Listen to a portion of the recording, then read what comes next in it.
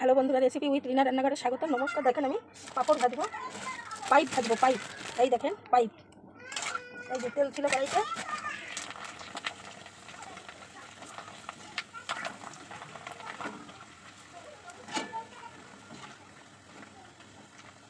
Pipe কে কে খেয়েছেন comment করবেন।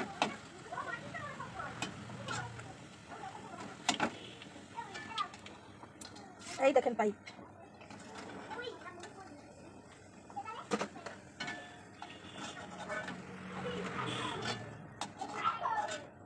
এই যে পাইপ হয়ে গেছে।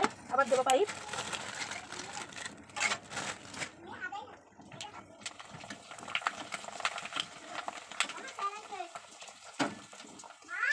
হ্যাঁ ওইখানে যাক স্যার।